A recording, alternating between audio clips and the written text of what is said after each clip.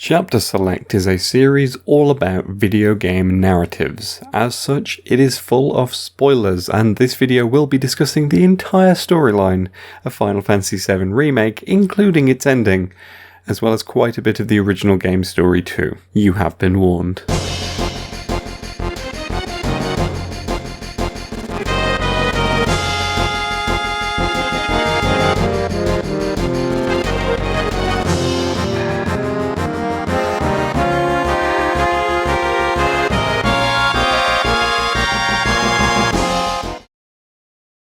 Why do we remake our pre-existing stories? The truth is, it's nothing new. The oral tradition of storytelling often meant stories would be retold, repurposed, or reinterpreted at any given moment. Stories from one teller would move to another who would change a character's name or add a scene that wasn't there before. Myths and legends like Robin Hood or King Arthur are impossible to pin down a canon for, because the stories were endlessly remade and the records were spotty at best. So it's perhaps unsurprising that the practice extended to other forms of storytelling. Reprints of old books kept stories alive, while authors have reinterpreted works over the years.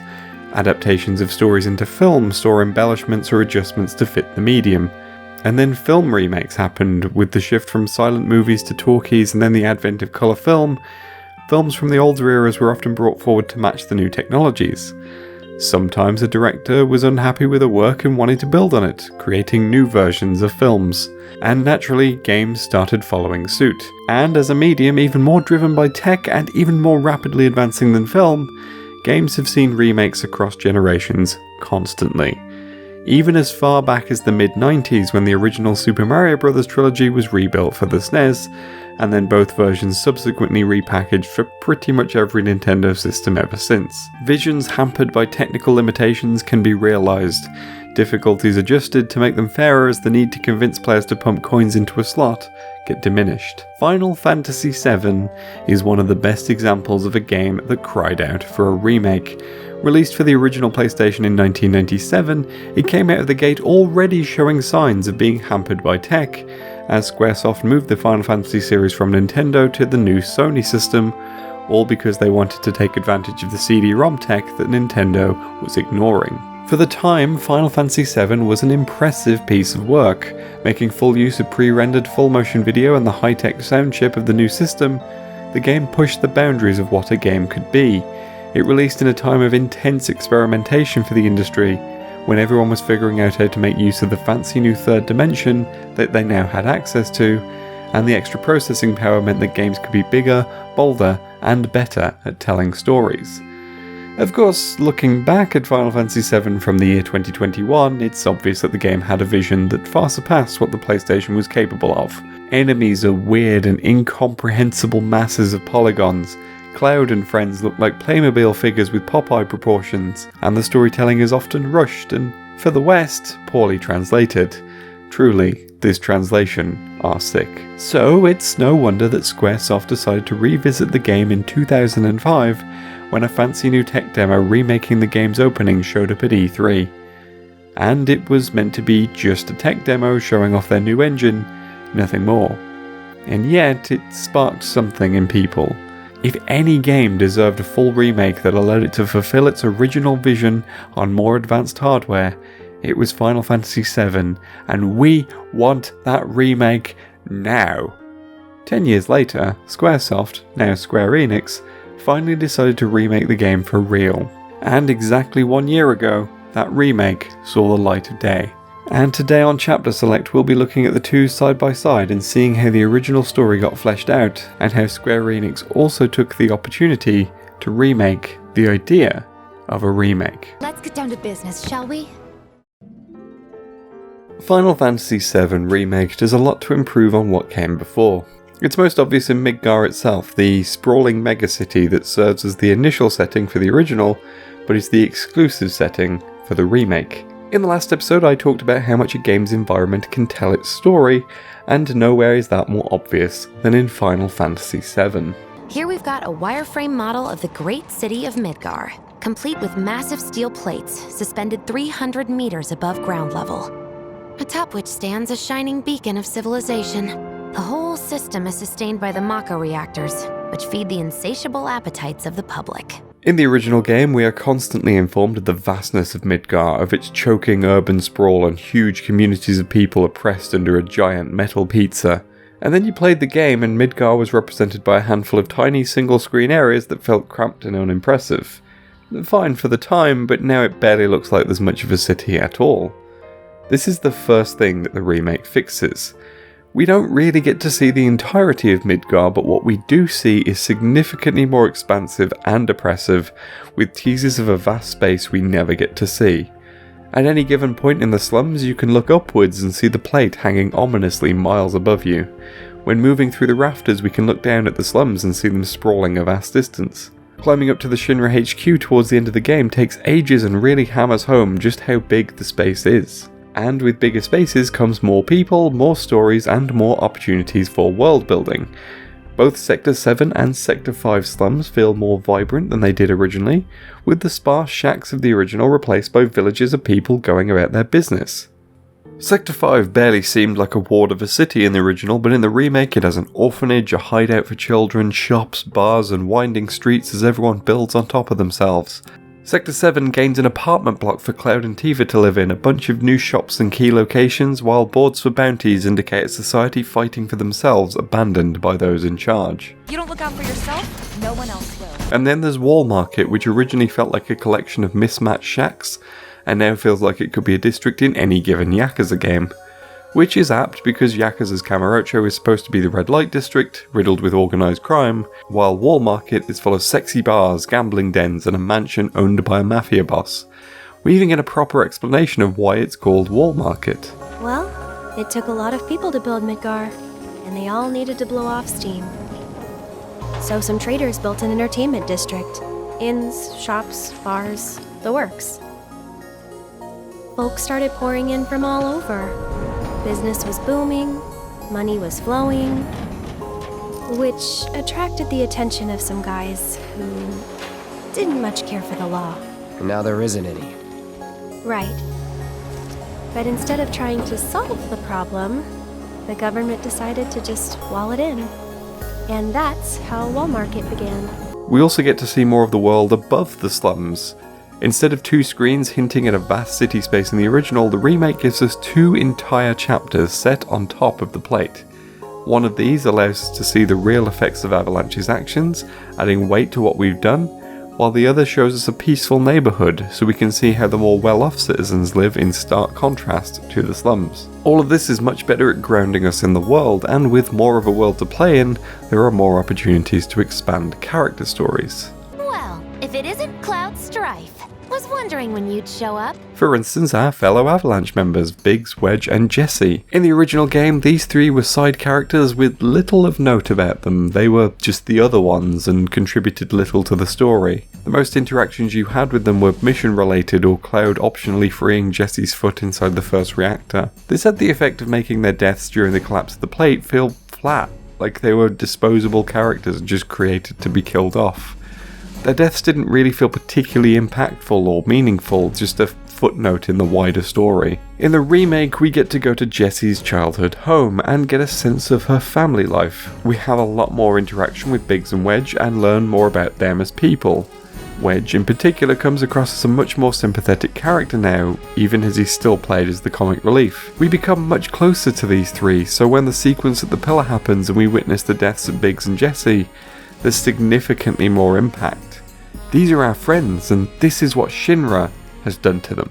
So, you're the guy who gets to hear my last words. Lucky me. Like hell they're your last.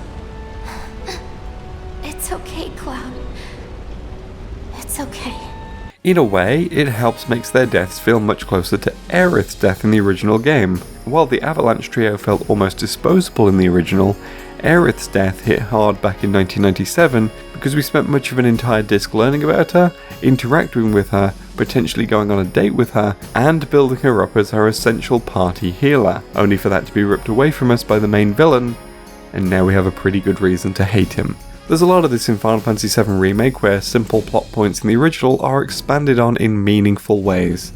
While Avalanche's cause was a sympathetic one in the original because it's a message that still applies to our own world with the threat of climate change, the remake expands on who Avalanche are. While the original presented the group as a scrappy crew led by a loud man with a gun arm, the remake presents Barrett and co. as one cell of a larger protest organisation, sort of the Extinction Rebellion of Midgar and the wider world. We see this in the backup that arrive when Jesse leads the team to get new explosives. We see this in the references to Wutai, which may not actually be Shinra propaganda if the upcoming PS5 Intergrade episode with Yuffie is to believe. And then there's the mayor. Ah, wonderful. You finally made it. Mayor Domino's appearance in the original game was kind of bizarre. He lived in an office in the Shinra HQ and he provided you with the challenge to give him a password, the clues to which are hidden in the library nearby. Complete the puzzle and you moved on to the next floor, job done. But we don't really know why the city had a mayor who sat in a library and presented riddles to random passers-by, and did basically nothing else. The remake fixes this. He's sympathetic to Avalanche's cause to the point of being actively involved. He's bitter about his role being ceremonial and secondary to the dictatorial whims of President Shinra and his board members, and so he's aided the party behind the scenes at every step of the way. He's the man on the inside, wiping CCTV footage and throwing the security services off the scent at every turn, all while presenting himself to the higher-ups as the bumbling riddle master we saw in the original game. It's a neat bit of characterization that improves him, but also explains how the team could so easily infiltrate so many of Shinra's high-security locations. You've been caught by security several times, walked in front of every other camera, and scared an accountant half to death. Do you hear the alarm? No? You're welcome. This expansion of the city's politics also extends to Wall Market, which initially was just visit the shops to make Cloud all pretty for the Don, and everything in that area existed for that purpose. In the remake, the Don's influences felt much more through the various locations.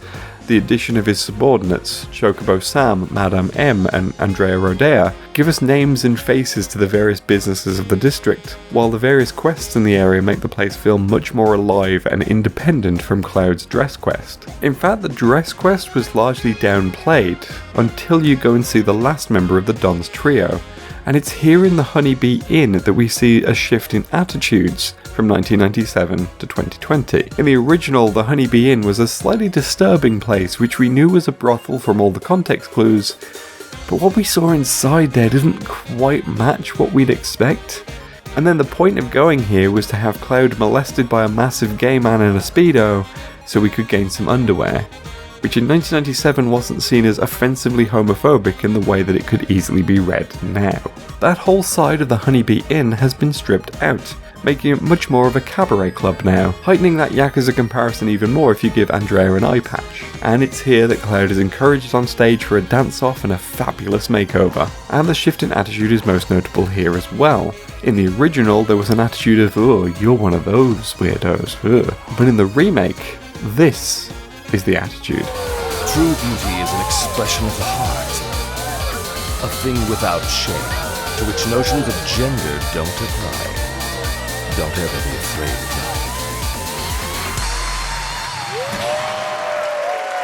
that. And that's before you get to Aerith absolutely loving Cloud in a dress, and Cloud himself not seeming too upset at the work done on him. Nailed it. I know. Thank you. Moving on. Speaking of our main cast, they've also been fleshed out. Cloud's stoic front is made much more obvious here, as he presents himself as a disinterested mercenary who frequently gets disarmed as the facade keeps slipping. What are you, 20-something? First. Huh? Soldier first class. Doesn't go into the 20s. The hell you talking about? I mean your age, not your goddamn rank. Barrett is rounded out more and made less of a Mr. T parody and more of a passionate eco-warrior. Mako is the lifeblood of our world. The planet bleeds green like you and me bleed red. The hell you think's gonna happen when it's all gone, huh? Answer me! You gonna stand there and pretend you can't hear the planet crying out in pain? I know you can! Tifa's reluctance to join the cause, conflicting with her desire to take on Shinra, is much more apparent here. I heard you're having second thoughts. I know we have to think big if we're going to make a difference. But not like this. feel trapped. And Aerith's sunshine disposition and fearless attitude come through much stronger in the remake. Before I forget, you dropped this when you landed. Thanks. I've got one too. You and everybody and their mother. Not like mine, no. It's special. Mine's not good for anything at all. So far, so standard for a remake. With more tech available to them, it was easier to tell a deeper story. And if that was all the remake did, it would have still succeeded. But the team at Square Enix had other ideas. Ideas that would stretch the definition of what a remake is. Shinra Electric Power Company isn't the real enemy. It started with them, sure, but I promise you, there's a much bigger threat. The first indication that Final Fantasy VII Remake isn't just tweaking the original story to add important character beats or expanding content comes after the first reactor job. In the original game, Cloud and co. retire to Tifa's bar, the Seventh Heaven. There, Barrett and the others discuss the next job, and Cloud continues to be in their employ to act as extra muscle. Which is fair. In the remake, Barrett hands Cloud his money and says he won't be needed on the next job. Anyone familiar with the original might at this point wonder what was happening. Cloud went to the second reactor. We saw him. He was there. But in the remake, his second job with Avalanche is an unofficial one, with Jessie ringleading it as she heads up to the plate to break into a weapons storage unit. But as far as the reactor job goes, Cloud is out. End of story. We won't be needing you for this next job. Feel free to look for work elsewhere. Fine by me. That's how I like it. No contract, no obligation. Figured you'd say that. And the next morning, before the team can leave for the job, mysterious spectres show up. They attack various people in the slums with a particular focus on Jessie. She gets placed out of commission, and Wedge is injured from the previous evening, leading Barrett to realise he might need to hire Cloud a second time. And so he does. The timeline gets corrected, but that was odd. And then, it happens again.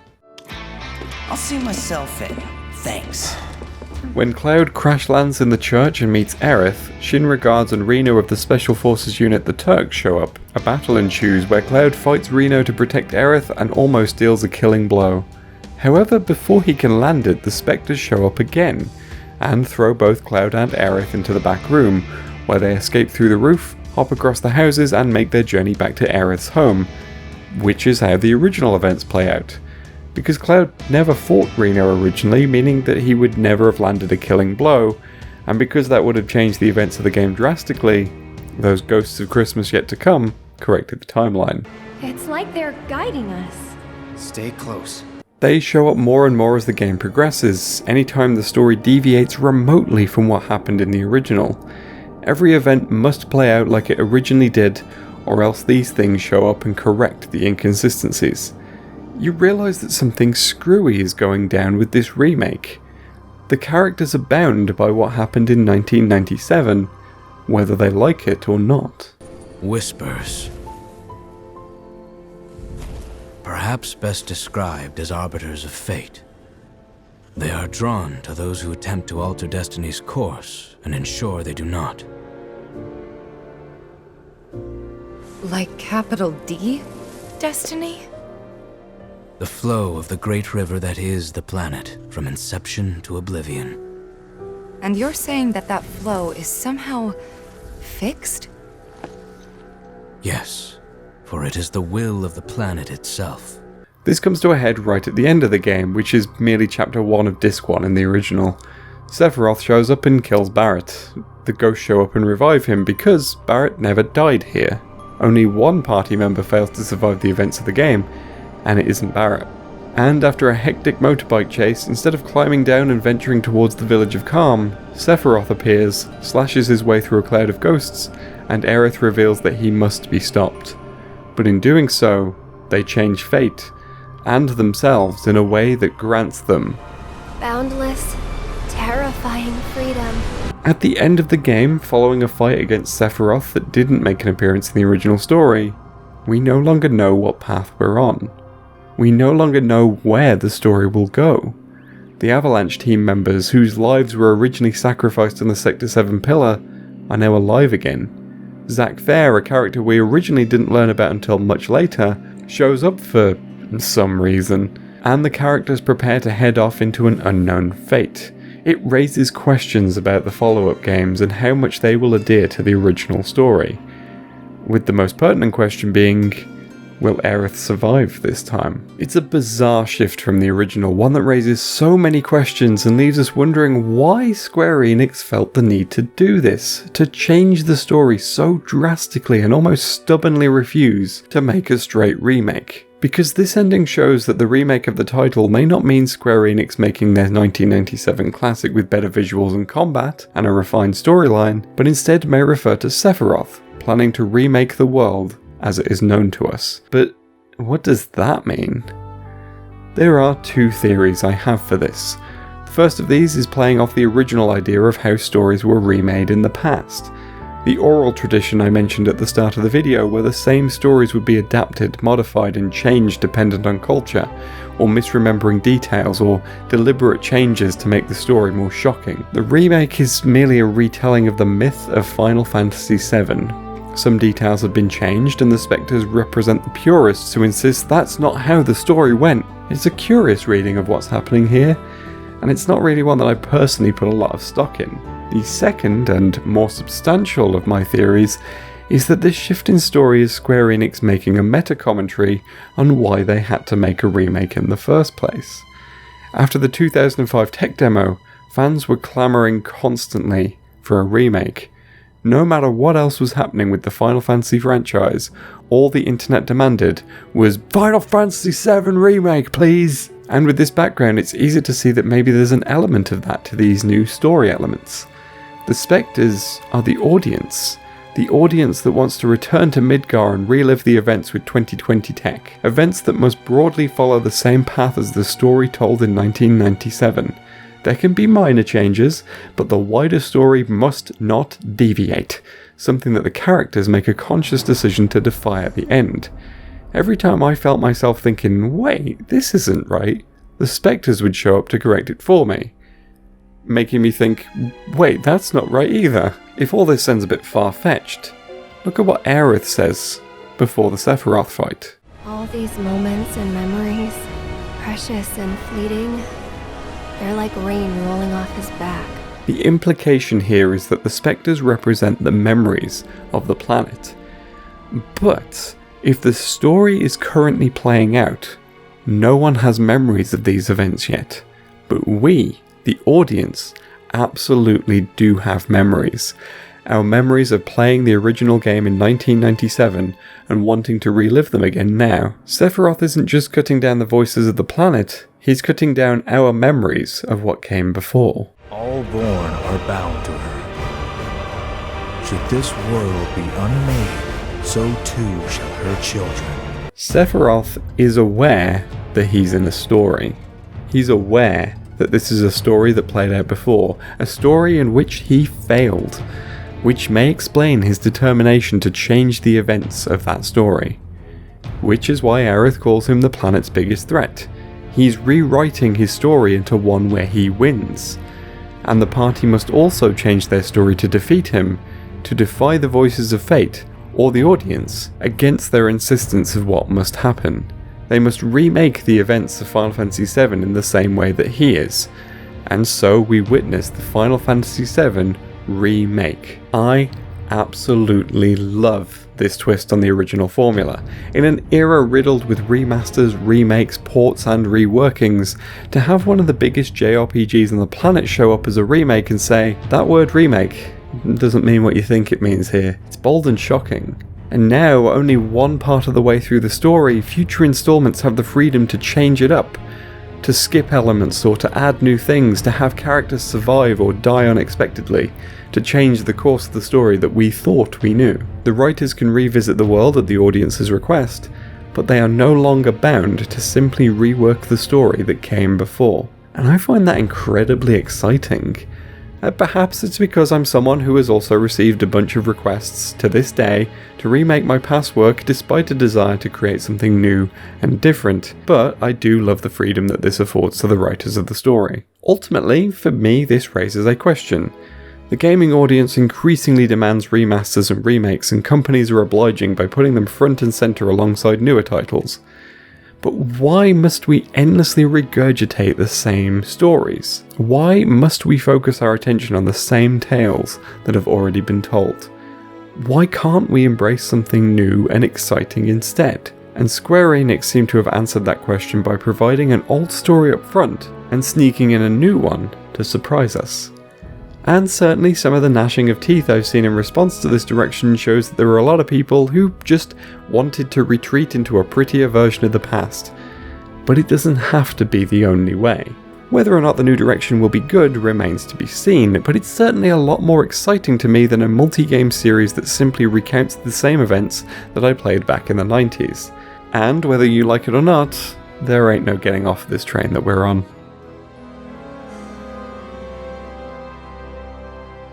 So, what now?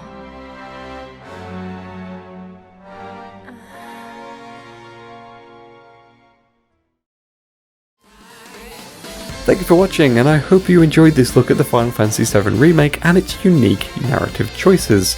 What were your thoughts on its direction? Let me know in the comments below, and make sure to leave a like while you're at it, or come and visit the Discord community in the link in the description.